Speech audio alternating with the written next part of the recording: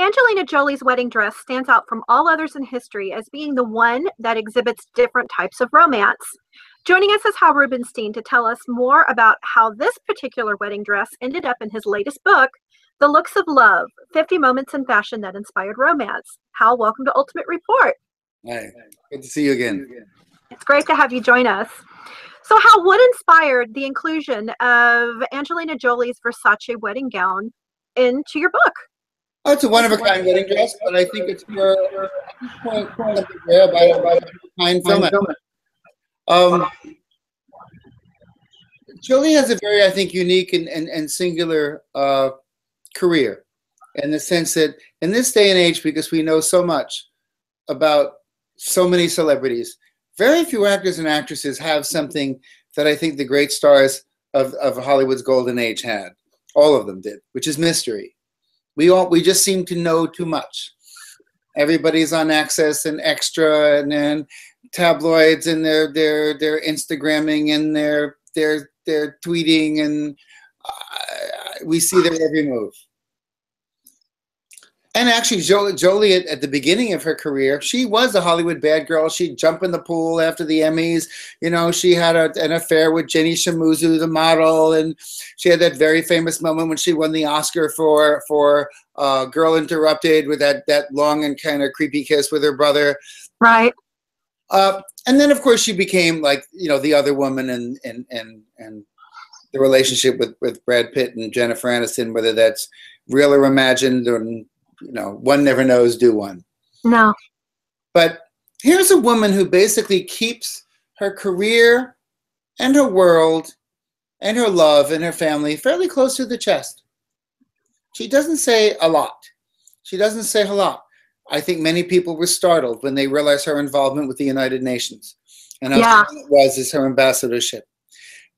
Even more people were startled several years ago when she published the piece that she did in the New York Times about her double mastectomy, the shock of her getting a double mastectomy. And then her brilliantly orchestrated and wonderfully written piece about the need for women to get this specific screening for ovarian and breast cancers if they have a predisposition to do so.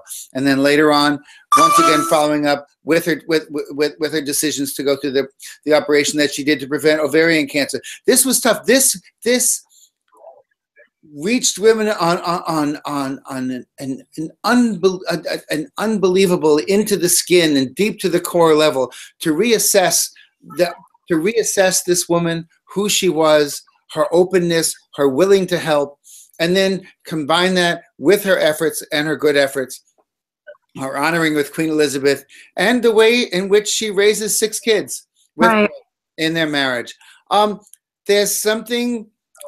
If you hold something against her, there's got to be something wrong with you guys. Sure. It's this woman, her independence is fierce, and it's only matched by her incredible beauty. I think she is possibly the great beauty of our age. Sure. I can agree with that. But oddly enough, she's not a fashion plate in the sense that you always wait to see what Kate Blanchett's going to wear on the red carpet, or Lupita Nyong'o. If you actually look what she wears on the red carpet, Jolie's actually fairly conservative. Mm-hmm. And which is even more surprising when you realize that very often Donatella Versace is her go-to designer. But Donatella seems to do almost very understated looks for her. But she did something remarkable for her wedding, which, by the way, was a complete secret to everyone as well. They didn't tell anyone. They made their wedding a family affair. And the ultimate way to make their wedding a family affair was that Donatella did a very simple dress for her. But for the veil, and she worked out, and for the veil, however, the veil had incredible embroidery all over the veil, but embroidery like nobody's ever seen. Why? Because the embroidery was the realization of all of her 6 kids' hand drawings. They took the kids' drawings and turned them into this point d'esprit, and the little bits of embroidery and beading and macrame, incredible embroidery all over this. As People magazine said, it was the greatest mix of haute couture and refrigerator art. It's a one-of-a-kind dress, but it really is. but it showed you where she included her family in her world, that on this most important day of her life, she was not just marrying Brad Pitt, but the 6 children were their witness and all part of it. It was about the 8 of them in this life. Is it an influential wedding dress? No. You would think it might be because it was so cool, but I remember asking several designers, several weddings, including Vera, why wasn't this dress, copied by so many others? To which they replied, how many brides do you know have 6 kids? So consequently not. But what it did do was, I think it was a dress that humanized somebody in an extraordinary way. That's beautiful.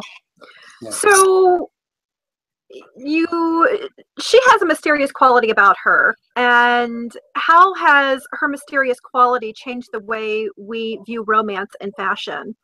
Well, I think what it shows you, I don't know if it changes anybody, but I think it shows you, I think how I think when you look at the two of them and you don't know everything, I think it shows you that a little bit of romance. I have a great husband who always talks about the need for secrets, that a couple should have secrets, not secrets from each other, but secrets from everybody else. Sure. You don't know everything. In this day and age when everybody seems to be an open book, you know what? Shut up. Shut up. Or don't tell everything to everybody. Why? Why? Because you can tweet it, because you can post it, because you can Instagram it, because you can selfie it. You know something? Hold something for yourself. Hold something for your own. Make part of your world something that not everybody else is invited into. Wow. So Hal, where can we purchase our copy of The Looks of Love, 50 Moments in Fashion That Inspired Romance? You can go naturally easy as pie to Amazon.com or BarnesandNoble.com, any of those book sites, hsn.com, rulerlaw.com shortly. Or you can go to your bookstore, and basically they can punch a couple of numbers in if it's not already on the shelf, and they will get you the book. Fantastic. And where can we catch up with Hal Rubenstein online?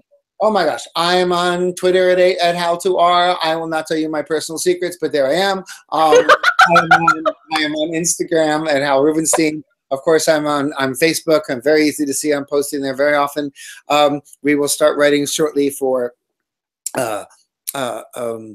New Potato. I'm already on Architectural Digest. I'm on Gabriel NY, the great jewelry company, which we do the Ultimate Report for with, and very shortly with HalRubenstein.com. Fantastic. All right, Hal, thanks so much for joining us. It's always great visiting with you. You bet. All right, catch up with me on my blog, www.beautybeautereport.com, on Twitter at Beauty Publicist, and of course on YouTube, Ultimate Report. Everyone, thanks so much for joining us on Ultimate Report. Have a beautiful and successful week. Mwah.